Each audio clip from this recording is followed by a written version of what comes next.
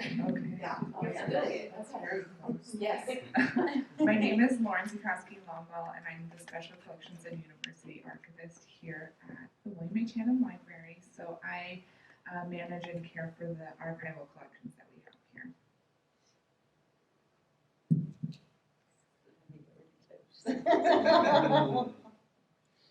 My name is Joanna Prince. I'm the librarian and archivist for Blizzard Entertainment.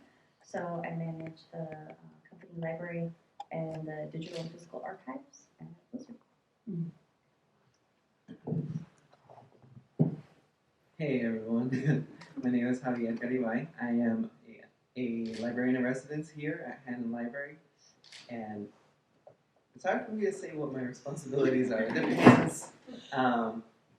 Right now I'm going to start a rotation in the archives. I'm going to be working with Lauren over here, creating a collection, and I rotate through the different departments of the library, getting a little feel of what happens here at the library. Hi everybody, my name is Amy Chatfield. I have the longest and multiple titles. I'm a reference and instruction librarian, information services librarian, and liaison to the School of Pharmacy at the Norris Medical Library at the University of Southern California. So what that means is I'm part of the reference and instruction department, so we provide those services to anyone who comes into the library and general classes for anyone part of the USC community. As liaison to the School of Pharmacy, I'm responsible for managing and planning and conducting all of their information literacy activities, all of their instruction for information resources, and also aiding faculty in their research and their other kinds of things that we do, like accreditation, other kinds of stuff like that. So, yeah, different kinds of jobs. Perfect. And then I guess we'll just start with you then, Okay, Amy, we'll and pass them back. work our way back. So what do you like most about your job? So this is really an opportunity to speak freely. So this was actually a hard question. They gave us the questions beforehand, just so you guys know. They gave at least some of the questions. I suppose there might be some surprises coming later. What I like the most about my job is I like working with the students in the School of Pharmacy. Prior to the job that I have now, I worked at the UCLA Biomedical Library, and I was a liaison there to about 26 different departments throughout my 5 years of tenure there. We traded around a lot. There was a lot of changes, and I was the most junior librarian, so I got moved around a bit, which is how it goes. So I really like working with just one school right now, just the School of Pharmacy. There's a lot of information literacy and use of information resources required in their accreditation requirements, and also in working as a clinical pharmacist. So I really enjoy working with people to figure out those kinds of questions. I like that I get to learn a whole bunch of new stuff while I do my job every day. So that's, I think, the most rewarding thing for me is getting to start with someone when they're coming into their grad school program and they don't know very much about drug information, how to find it, and seeing them when they've graduated. Usually they leave after 3 years and then spend 1 year on clinical rotation, so I don't see them in that 4th year, but they come back near the very end of 4th year and you see them do another class and you're like, wow, you got it, you figured it out. And it's just it's a nice feeling of accomplishment to feel like you're a part of helping people go out there and then actually help other people in the world too. What was going on again? What do you like most about your job? And Javier has a few of his bosses in the room, so Everything. on. Let's see. It's hard to answer this question. I guess I'll speak generally as a librarian in residence. It's been really different from my other positions that I've had before. I used to be an associate librarian at a public library, and I've worked as a student assistant before, but this particular opportunity gives me a chance to experience what it's like to be a librarian in different departments of the library. I think the exposure is what I'm really enjoying the most right now.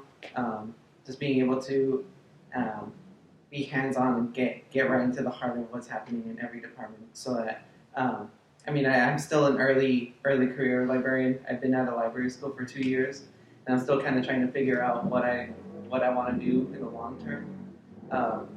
I've done work in in reference before at the public library, but I've also done work in other special collections departments. So I'm like somewhere in between, trying to decide where I want to be in the long term. So this is really helping me out to figure out where I want to go.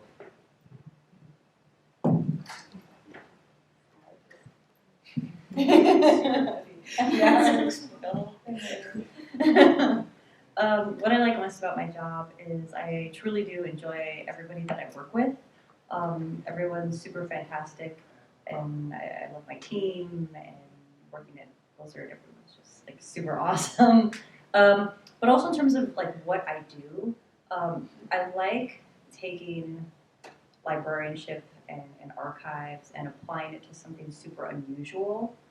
So before this, I did archives, so like rare books and things like that, and information literacy and working with students. And I like taking all that and applying it to this very unusual setting, like how to create an archive out of things that historically doesn't have a value quite yet, but maybe one day will, and deciding what might be valuable for people later on to capture this sort of moment in time from video games that I think fans think are more than just your average video game, specifically for WoW, World of Warcraft. But also helping people every day. You know, the people that come in the library, the questions range from, we're working on a swamp for this level, we need concept art for swamps, or hey, I'm learning C# and do you have books on this? I'm taking a project management certificate, I need books on how to study for this. Or the sculptor, I created this prototype, is this something that you want to archive, or things like that, and what would be valuable in the future, rather than something that we know is from the 15th century and automatically that might be valuable, but what might be valuable later on. Taking all of that theory, like everything that you learn in library school, or everything that you would normally apply to not everyday place, but applying it to stuff where maybe it hasn't been applied before. And it is a struggle to not have those rules set forth yet, but it's super fun also to not have like rules yet for this kind of thing. Like there's no controlled vocabulary for video games yet, or there's obviously no controlled vocabulary for the specific words that we use for Sylvanas Windrunner and things like that. And then that's it.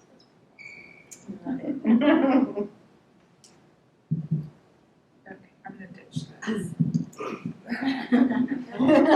Okay, so I think my favorite thing is that every day is different. You don't necessarily know what you're going to be working with, and there's just constantly the opportunity to learn new things, whether it's from processing a collection or working with researchers. And I really love finding out the different ways that people are using collections, because when you are processing it, you don't really know exactly how a collection might be used. And so it's really fun to interact with the people that do use the collections and just make things available. I think my history, I've worked in museums quite often, and it was a little more limiting in how you could make things accessible. So one of the things I really like here is how we constantly do bring the collection out for people, whether it's the exhibits and special collections or teaching. So yeah. Great. Okay, so this one's a little bit more robust. So what graduate program did you attend? Which classes were the most influential? And do you think the classes you took helped you in your current job, prepared you for your current job? Okay, I attended UCLA. I think the classes that were the most helpful for me were, I took an archival description course that included a lot of hands-on work with their special collections. And I also took a preservation course, which I think as I worked in museums, that was probably what I used the most heavily, because I was doing a lot of hands-on work with a variety of different artifacts. I think here I use Probably archival description. I fall back on those two courses, I think, the most, just from the path that my career has taken. Did I hit every? Yeah. Okay. I went to UCLA, and mine was sort of unusual because I knew that I wanted to do special libraries. So I studied a lot of archives courses and things like that, but I also took advantage of the MLIS program that ran at the same time as the Information Studies program. And just in general, all around, everything helped me. I need everything now because there is the library there, and then there is the archives there, and so I pull on all those different things. But also, I really think the most valuable thing about going to school was internships, because that helped a whole lot. I interned at LACMA, and then I interned at a local history museum, and just being able to see how other people did things on whatever budget they had, or a limited budget, or resources, and being able to go somewhere and apply that in an unusual setting that I am at now was super helpful for. So definitely internships was the most valuable thing to come out of going to school for this. Do you mind telling us what an MIS program is? Moving Image Archival Studies. So I also went to UCLA. Yes. You said what was my favorite class that I took? Which classes do you think were the most influential for your career path, and do you still reflect on them in your current job or in any of your past jobs? Have they helped you in any certain way after you graduated? Right. I took a lot of classes in archives. I did take some classes in public librarianship, but I think the most profound classes that I took were in the archives track.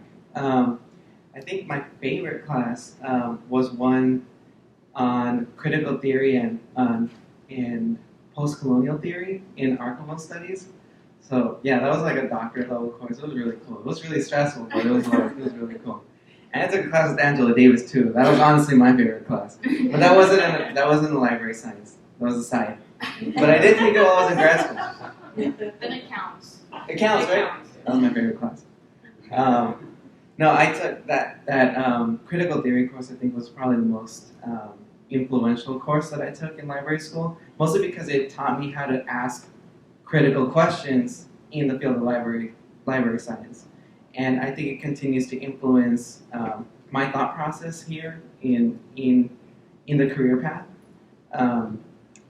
I've gone on to create a community archive in Oxford, and I think that for me was a product of the theoretical courses I was taking in library science. So yeah, I attribute my my decision making in this field to the more theoretical courses that I took. All right. So I also went to UCLA. No, I went somewhere very different. I went to Wayne State University, which is in Detroit, Michigan. I grew up in Michigan, so that's why I ended up going to school there. I actually moved to California for my first library job, so that's when I ended up there. I actually picked my school because I talked to a couple people who had the kind of job I wanted in an academic library, and they basically told me that library school, you get out what you put in.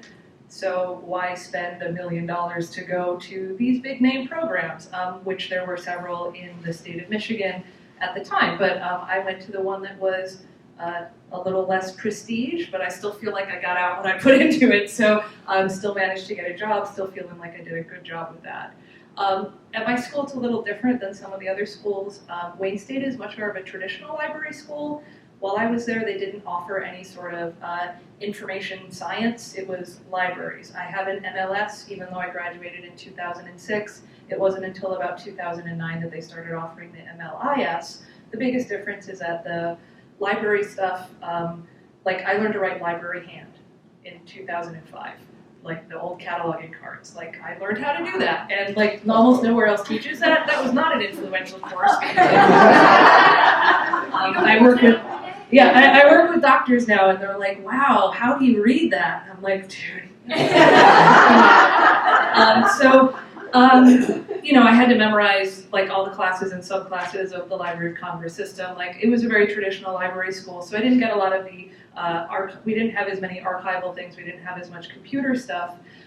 They made us pick tracks, and so the track that I picked was academic, and then I also chose to take some classes from the special libraries track. And I think both of those were things that were the most influential. One of the special libraries classes I taught was called Intro to Health Sciences Librarianship, and it was taught by a nurse who had then later gone back to school to become a librarian, which that kind of crossover is something you see a lot in the health science field. These health science libraries, lots of people as their second career are a librarian.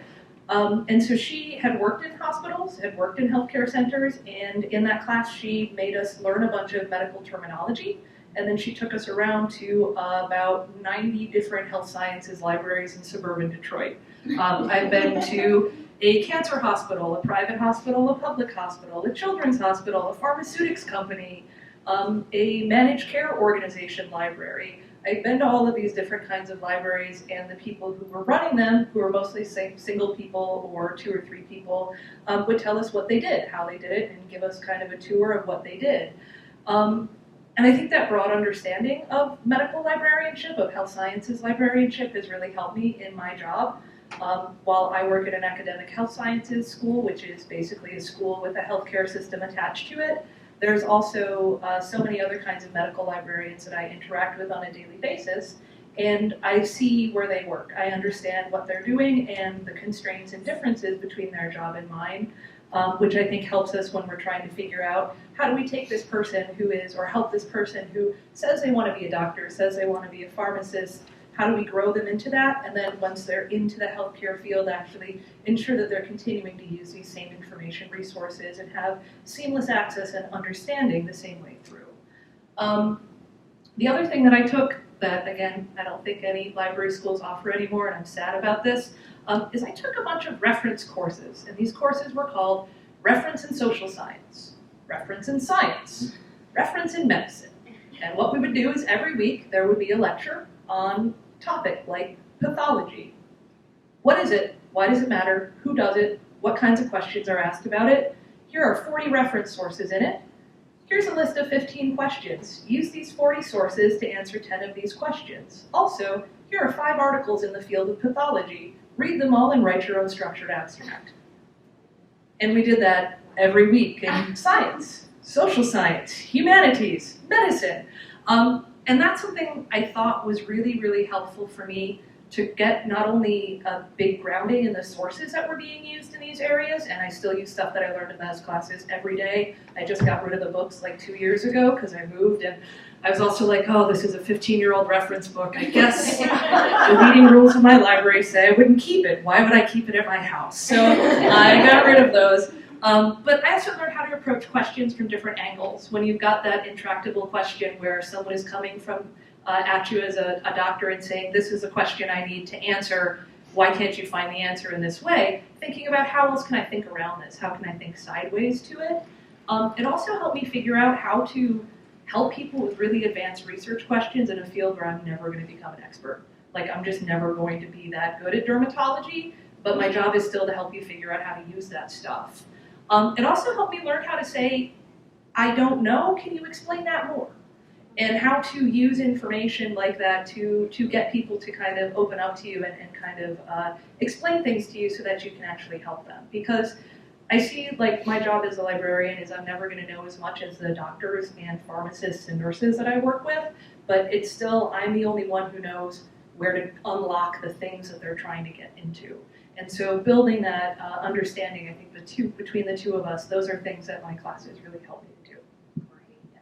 So now, let's talk about your career origin stories. So is this a second career? Is this a first career? Did you go to library school right out of college?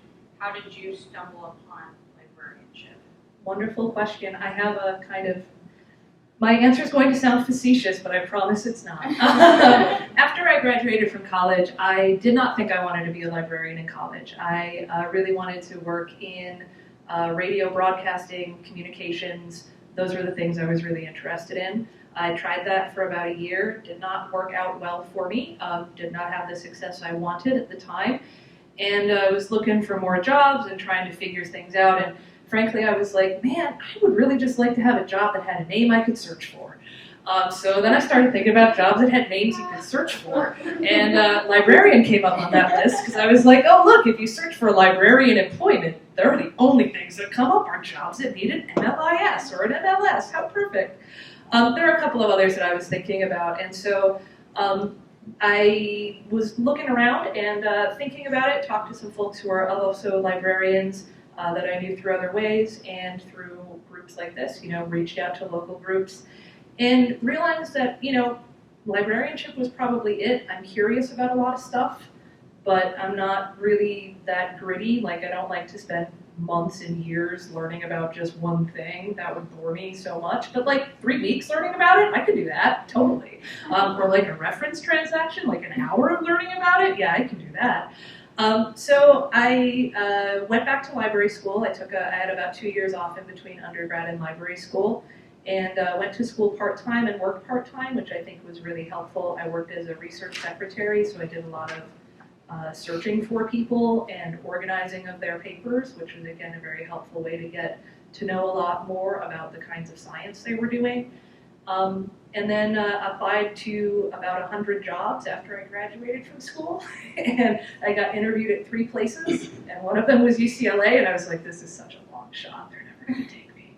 And then they did. So I was like, all right. So I moved out here. Second time I'd ever been to LA was when I landed here with all of my stuff in a car with me. So that was kind of weird. First time was my interview.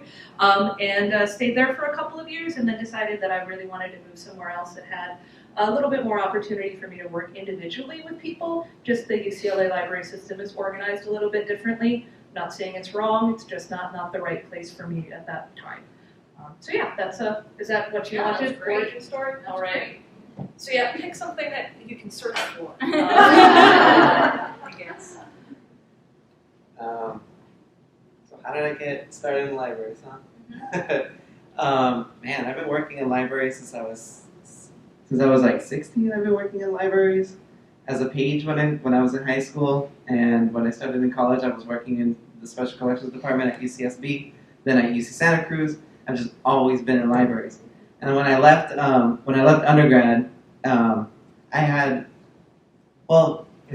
decided in undergrad that I was going to go to library school, just because I had so much experience, and I realized that there was so much going on in libraries, and I felt like I had a more profound understanding of libraries than anything else. I mean, everything I was studying politics at the time, and I didn't think that seemed very superficial, but I felt like there was so much that there was so much that was interesting to me in the field of libraries. I mean, probably because I was working with the projects I was working on while I was an undergrad were really interesting. Like, I remember at the time that I was applying to library school, I was digitizing stuff for the Grateful Dead collection at UC Santa Cruz.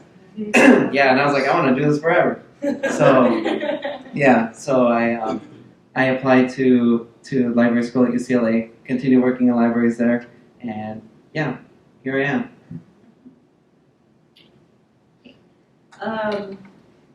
Much like you.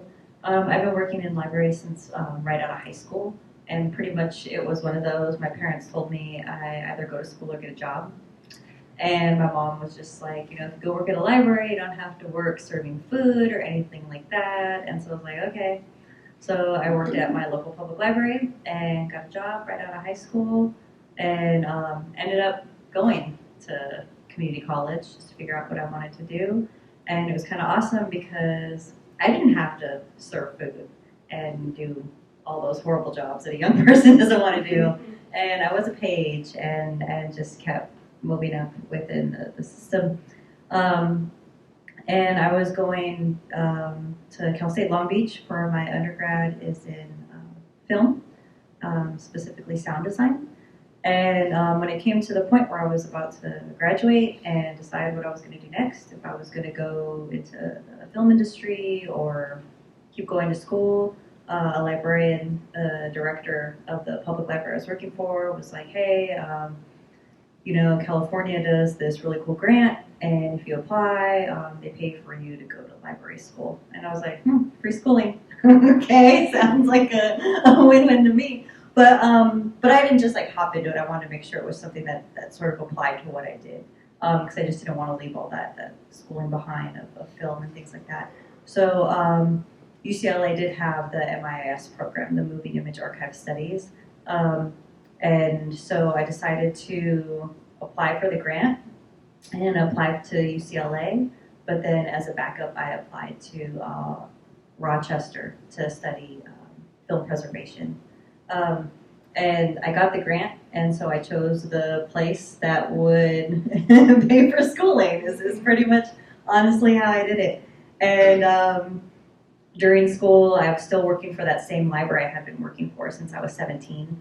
And what's pretty awesome is when you're working at a library while you're going to school, then they'll just let you sit at the reference desk and start doing reference work.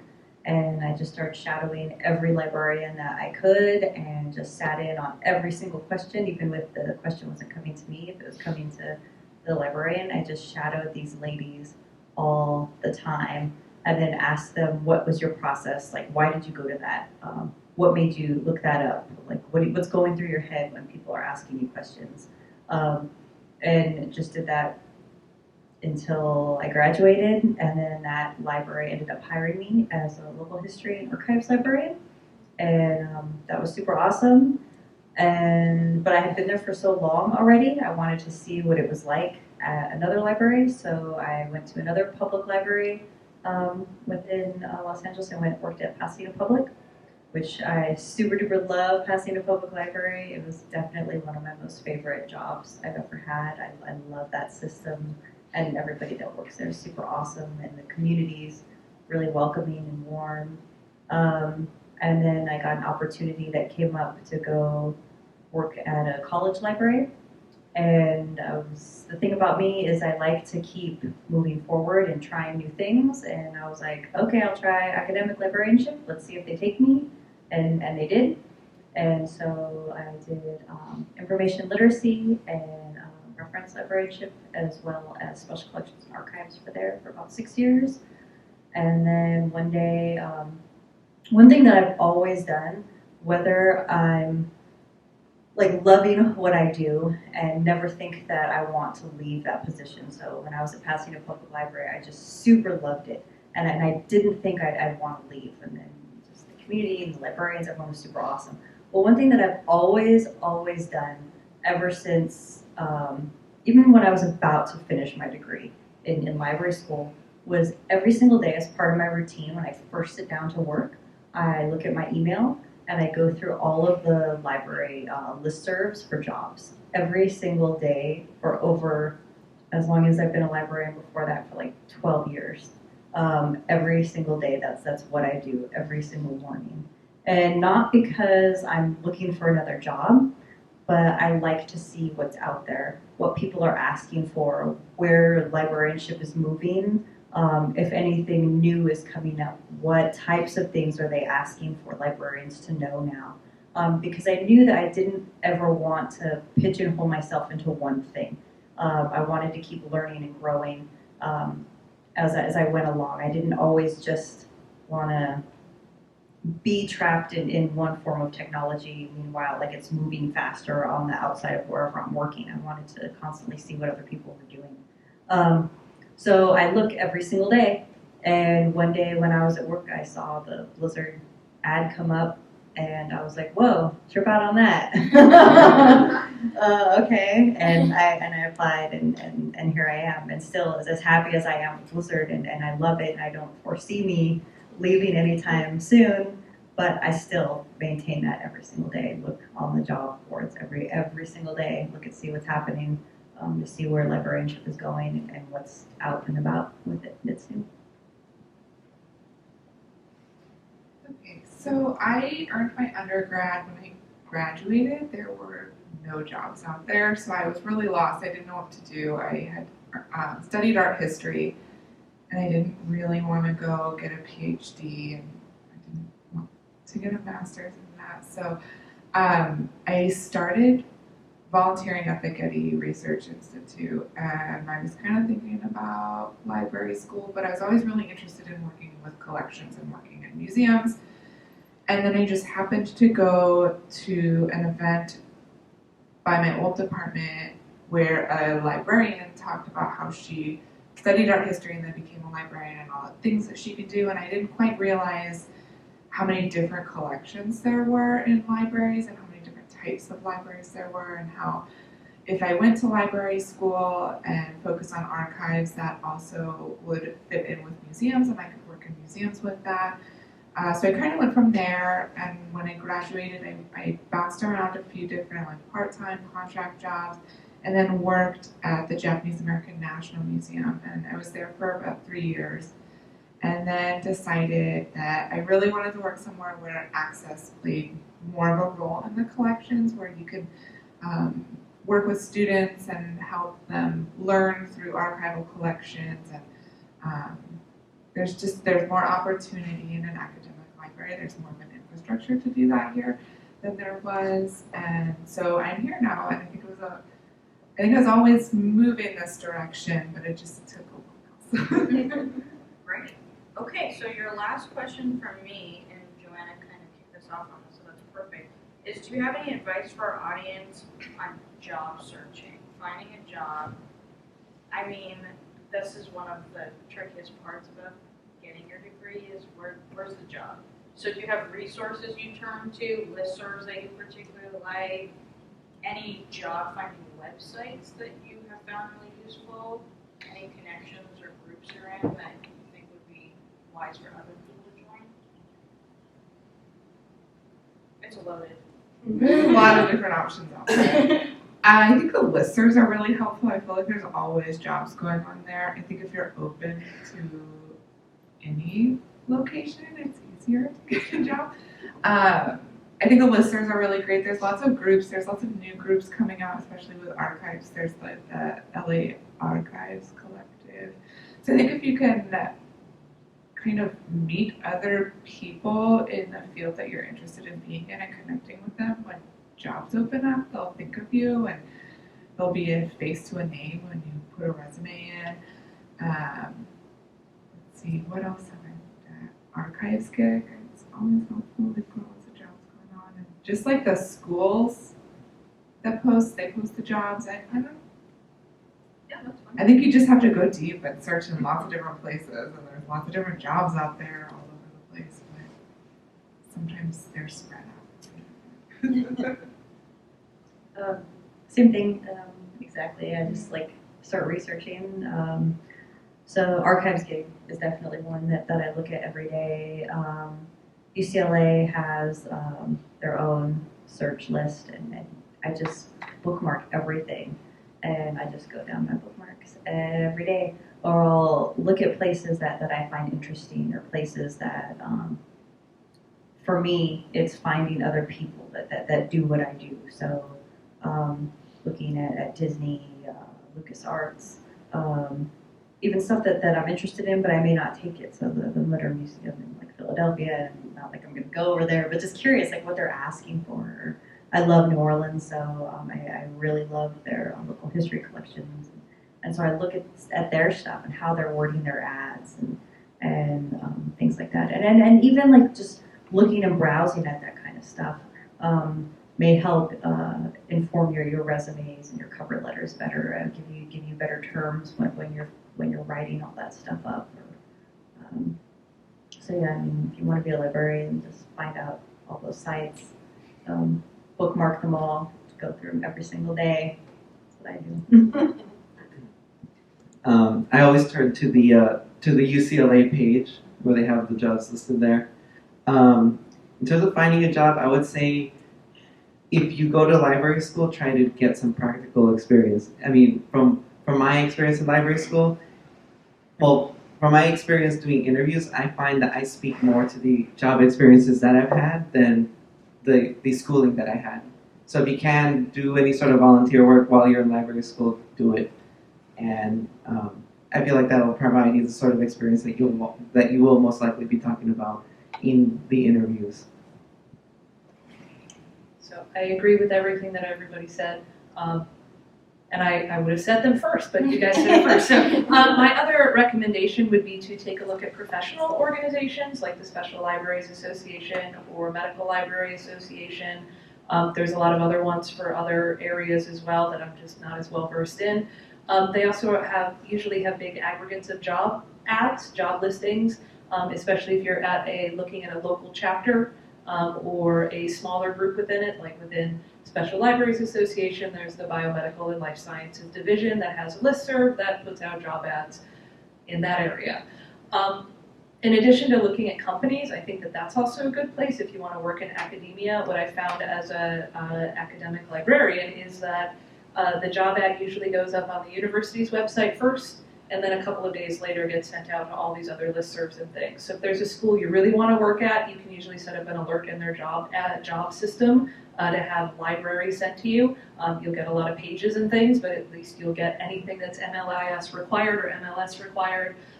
Yeah. The other thing I would say is what I'm seeing a lot of universities do, or the job that you have now and that Rachel has as well, like that 1-year experience program, or that kind of, sometimes they call the residency or fellowship, other things like that. If you don't manage to get experience while you're in school through a job or an internship or a practicum or volunteering, I would highly recommend looking into those kinds of jobs because that's going to give you the really broad experience. I will say, as someone who's done hiring recently, there's a lot of, and I think, unfair bias against bringing in somebody brand new who has no library experience, because you have to teach them a lot of stuff about the culture of how libraries work, and then the culture of your library, and then also the tasks of their particular job. And you have to teach anybody new those things. But there's often a feeling where, and you'll see this a lot in job ads, where they'll have 2 years experience required. And you're like, why is that? And the reason is because they just don't want someone coming in who's like, how do I library? I don't even know what this thing is. And so if you're not like that, you'll probably be okay. The other thing I would say is apply for those jobs that have 2 years of experience, even if you just have 6 months at an internship. Because if you can show them that you actually are engaged intellectually in any of the ideas of your job, that you've had other jobs, so you know how to comport yourself at a normal job, show up at the time that you're supposed to be there, that kind of stuff. And that you're curious enough about their location that you've learned a little bit about what they do and how they do it. I think that a lot of those 2 years of experience that you see in ads are just trying to weed out people who haven't had any experience at all. And I know we've hired, at my library, we just hired somebody with a 2 years required experience job, and she had 6 months of experience somewhere else, and we still hired her because she was great, and she knows what she's doing, and she's going to do a really good job being a librarian here. Great. Perfect. Okay, so that's it for my questions, so we're going to open up the floor. If you guys have questions for each other, audience questions, okay. I saw your hand first. I heard before implying that you're also liaison to the theater department? That's not me. No, Okay. that's Cynthia. Sorry. Sorry, I mentioned I'm curious about liaison librarianship is kind of where my interest is. And I have a theater background, and I'm kind of wondering what the ways of getting into liaison librarianship are, particularly since it seems like libraries are mostly advertising for like metadata librarians and digital librarians, which is not exactly the same thing. Actually, from what I've heard, most academic institutions are incorporating liaison work, whether there is a specific position for that or not. So in larger institutions, you might find a position that's created just to be a liaison. I forget what they call it at UCLA, but there was an entire department devoted to that. But here at LMU, we do what many, many smaller institutions or mid-sized institutions do, and most librarians here have a liaison component to our primary responsibility. So while I'm in archives and special collections, I'm the liaison to theater arts. Ray? Yeah, I understand that some institutions even require secondary masters in said field, if it's theater arts or something like that. But smaller institutions, like for us, it's not required to be a liaison. Like I'm a liaison for the genome studies department, but I can be a major in genome studies. At UCLA, they were called bibliographers. But it's pretty much the same idea. I have a question for Joanna. I'm just curious about how you deal with or head off the obsolescence that occurs in gaming or the platforms. Is that something that you deal with? For us, because Blizzard games they're traditionally PC games, so until recently we didn't go to console. So Diablo was the first Blizzard game that came out on a console for PS3, and then now Overwatch is on PS4 and Xbox, and more of our games, and Hearthstone's on mobile, but. For when I first came there, I mean, they were in the library itself. They were saving all these PC games that you could check out and borrow and stuff like that. And there were so many that I was like, oh, we gotta narrow this down, because there was like aisles of this stuff, and it was taking up valuable like space that could be something else.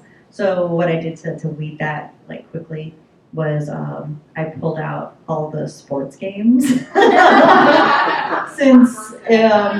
Blizzard doesn't make sports games, so the only thing that we would be using that for is just to see the UI. So that stuff went out super quick, and then it went down to, well, what's playable still, like what servers are still running. So games that the servers were shut down and then you couldn't run it anymore, I took those out, and all those games we ended up donating to Stanford because they have a video game archive over there. And then as far as we go, like for archiving just all of our internal stuff, we keep every single thing we create. So if it's digital, it goes right into our digital asset management system, our DAM. And right now we're building out a new one. And if it's physical, how we only have so much space, but luckily most of our stuff is digital. So we're just keeping stuff that's obviously the traditional artist work, so sketches and the things that the sculptor's doing, or stuff that's coming from commercials, so if they made props for something like that, or one-offs. With consumer products, we're keeping not everything that consumer products make, so if they make a mug with like the Blizzard logo on it, that's kind of goofy to keep. Yeah. But if they create an object that started off like entirely different. So we have an artist that does all of our plushies, and she's super awesome. And when they first started making them, they weren't sure. I mean, that was like strange territory because it's a video game company, but they had to make consumer products now. So she didn't know everything you had to do when you spoke with these vendors. So she just sort of drew what she wanted and made a mock-up and sent it to the vendor, and they sent back this fairy dragon with her exact drawing on there, but it was like a sketch. It was like totally horrible and rough, but it's super awesome. So something like that, like I kept that plushie so that to see like that process of and then to capture I think like World of Warcraft is a very interesting game because they created a game obviously for fun, but they didn't know what was going to come out of it. They didn't realize that it was going to create this crazy fandom and that people would like meet each other online, you end up having people that get married to people they meet online and friends from across the world, and it's this like whole like thing now. And so part of what I search out to archive is capturing that culture. It's easy to save everything from the game because we're there, and I can walk around anywhere and get sketches off people's desks, and it's not a big deal. But capturing the culture is something that I really strive to do recently, and searching out to community people and going online and finding the fans and seeing how they express like their story for the Blizzard games is pretty, I think, special. Thank you so much. For both Joanna and Lauren, talked a little bit about exhibits in the context of special collections, and I wondered, I used to know someone who worked at the Disney Archive, and so they were in exhibitions, so they were doing, archiving the collection and then looking at what pieces should go to this show, what things were going to go around. Do you do any of that kind of, is Blizzard at a point where they're doing exhibitions at offsite locations? We do. We've done exhibitions where we work internally, and we have locations in libraries all across the world. So we have there's a library in Versailles and Cork and in Austin and Taiwan. So maybe if something like a big event is going to those locations, we'll put up a big exhibit for them. But we also have other people that reach out to us. So one we just finished helping out with is the Computer History Museum in Mountain View.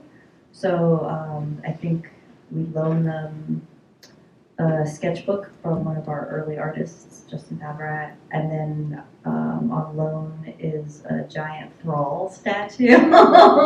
And it's a really early statue before they look the way they do now. Now we have this professional company called Alliance in North Hollywood, and they create all of our statues. But so this really old thrall went over there, and then one of our server blades is over there.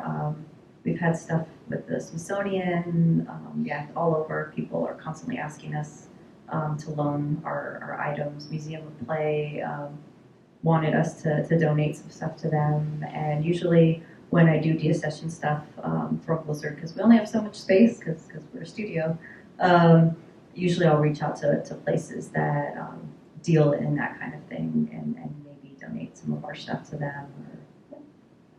We have an on-campus museum as well, so that's always changed out at like about twice a year.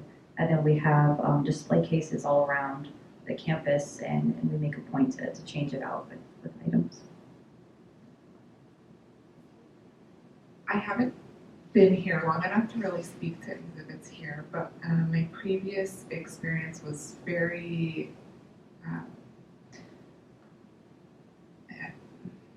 I don't know where I'm going with this. It was a lot of loans and meeting with people and doing loan paperwork and packing things up so that they would be safe, and driving them or finding a courier and coordinating all of that with the collections manager at the museum.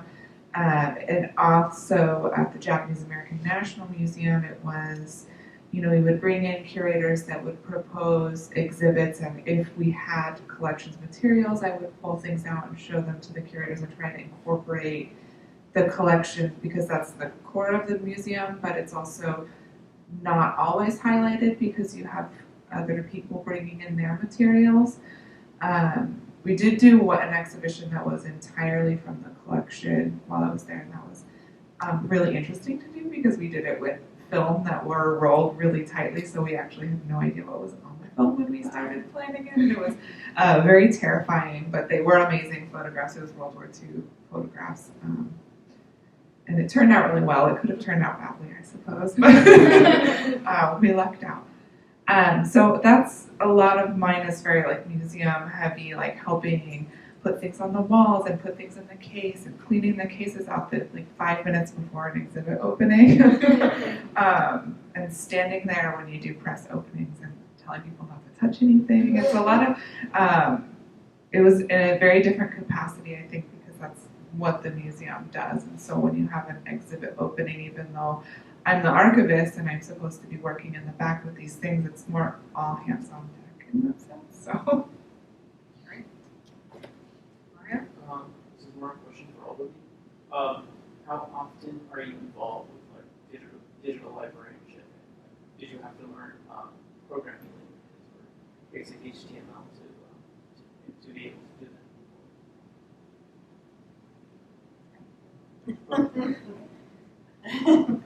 that? I've always worked with digital archives since before I decided to go to library school. It's working with dams, like going back to like past perfect software and like super old school beginnings of that, and then content DM. But at Blizzard, we use a dam called Cumulus is what we're doing, and I manage it. Cumulus is kind of hardcore. Being at Blizzard has definitely pushed me to my extreme technical side that I never ever thought I could do. Like, in all honesty, that was never something that entered my head that I would ever do. And now I do it. And it's pretty awesome, and I love it, and that's probably what I spend like 70% of my job doing now is doing that. The lucky thing about Blizzard is I have a ton of engineers at my disposal to teach me how to do something, or when I'm like, I wanted to do this, I have people there to help me make sure it happens. So what we do is that we build it on the back end. So create the fields. It's running off a controlled vocabulary. So that's kind of fun, is building a controlled vocabulary for really strange terms like Grimoire Shell Scream and Corona Have Working, and making sure you have it spelled right and so it searches correctly. And then on the front facing side is a web client, and we Blizzardify everything there. So even though we run off a vendor that initially creates that client for us, we'll change things and we'll go into the code and switch stuff around and say, well, I want it to do this and this, or we need it to look this way. And it's just something that I've learned by being there.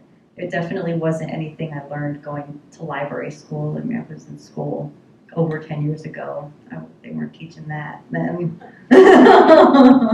But it is super fun, and it's not something that I thought was going to be scary, and I love it. And we recently hired a metadata librarian, and speaking of like liaison, like I wanted her to do all my backlog for Hearthstone and TCG trading card game.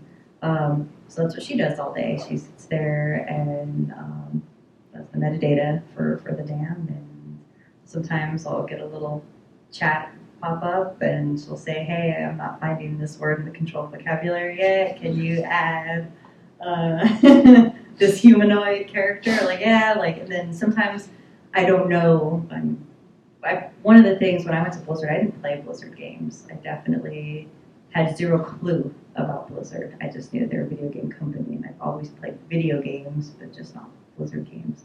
So there's no way I could possibly catch up on World of Warcraft, because that's like a lifetime of playing that darn game. That's like a time suck. But there are a ton of people that play World of Warcraft there. So usually when they tell me a word, and I'll ask them to explain it to me, like what is this thing? Like, is this a beast? Is this a character? So I know where to put it in my tree on the back end. So when people search it, it comes out really well. But yeah, that's the dam. Oh, there's like tons of jokes, like the dam. It just never stops. I gotta go to that damn meeting. So I also went to library school a while ago and didn't learn any programming languages at the time. I did have to learn HTML in undergrad. That was all by hand. So like the week after I finished HTML class, Dreamweaver 2 came out, and I was like, what is this magic? I don't have to remember how to make an unordered list. I can't believe you.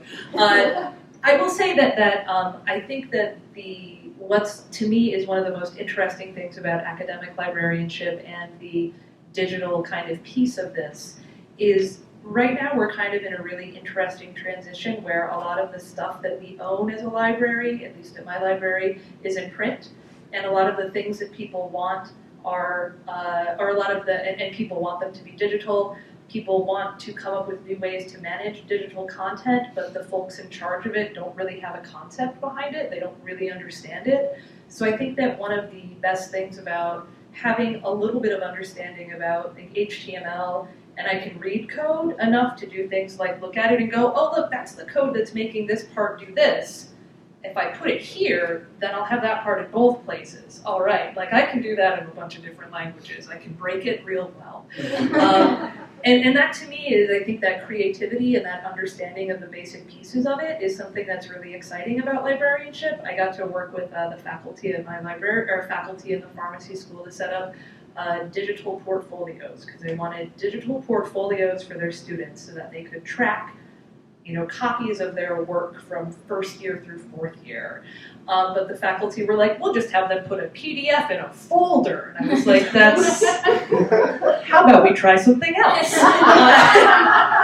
Because who knows if PDFs will still be readable in 3 years, and I think PDFs will be, but they're like, they could just put the Excel in there. And I'm like, and then what happened? And then like the data rot happened. So anyway, I think understanding that is something that, at least for me, I haven't seen a lot of opportunities to like push forward and capitalize on, this is a leader, we're gonna do this, but there's a lot of opportunities to use that information to make things better for what people want to do, given that they don't really have that knowledge. I think a lot of people are scared of HTML, they're scared of coding. I don't know if you know how to code, but I don't find it that frightening. It's like, well, it's just a computer. If you break it, you just paste the code back in and then it works again. Oh no, what's the problem?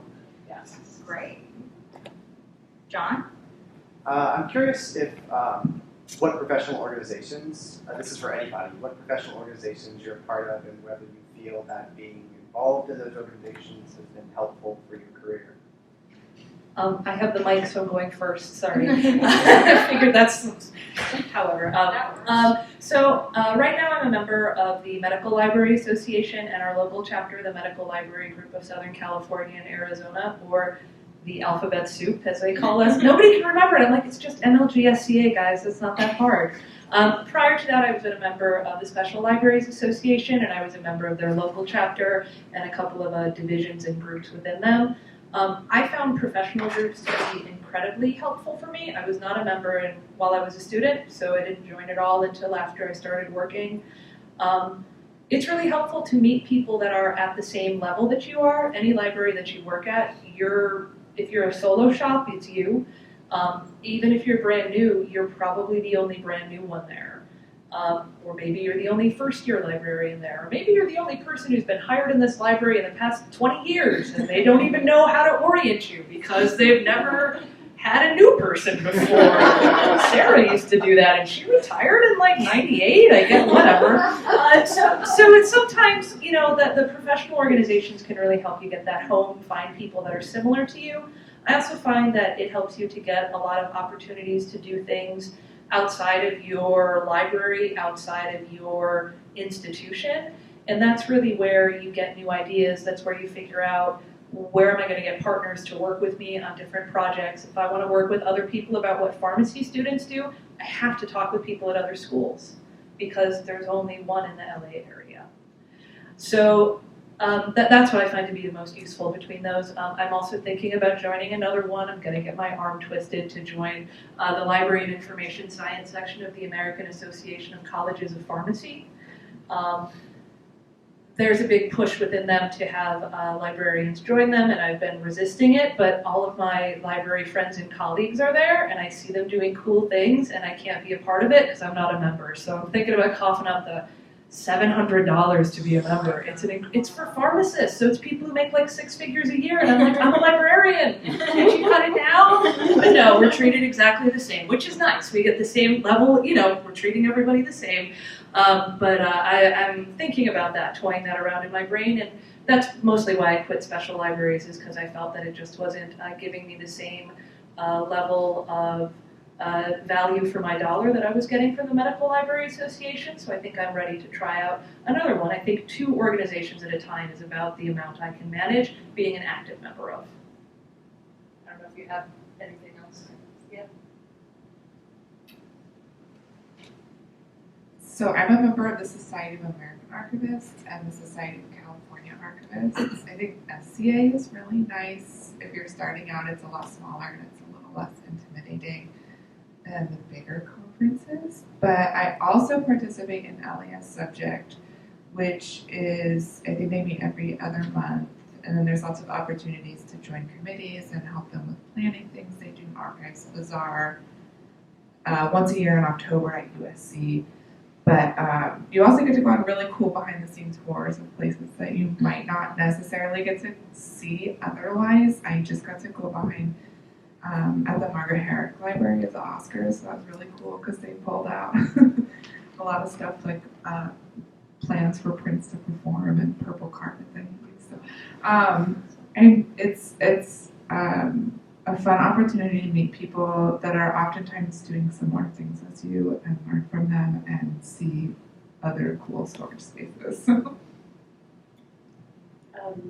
I belong to SAA and Society of American Archivists and ALA. And for me, particularly, in all honesty, I mean, it was always valuable, was there. But I didn't super take advantage of it as much as I should have before I was at Blizzard, because I would always depend a lot on people I worked with. And working at these places where you're part of a big system, so there's like 20 plus other librarians. Or the college I was at before, there was like 4 or 6 other librarians, which isn't a lot, but it was something. And so now to come to Blizzard, and up until recently, I was the only one. I definitely started to look towards these types of groups to talk it out to other people, like especially because I had nobody else now to bounce ideas off of. It was just me, and it's not like you could go to a 3D artist and be like, so what do you think of metadata? It's just like, they'll just look at you like you're on another planet. So I definitely take more advantage of that. I'm always trying to find other librarians that do what I do. Gaming is definitely a lot more difficult. I don't think there's another one in gaming yet.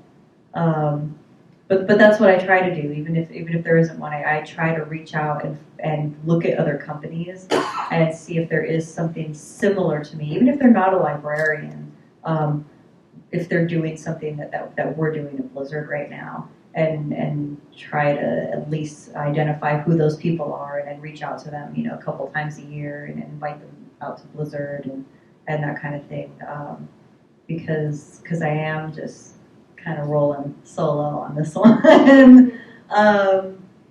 But yeah, definitely, I think all the associations are super helpful, because I am behind a gate. So I have to make it a point to reach out and see what other people are doing. And if I didn't have them, then I really would be not doing too well. Okay. Any other questions? Okay, so I'm going to remind you to fill out your feedback forms before you leave if you liked this program or if you like Amazon, and you will be entered to win a $100 Amazon gift card. So please fill those out and put them in that box right there. And eat. There's so much food, and mingle. And if you particularly liked what anyone had to say, get their contact information. Keep in touch.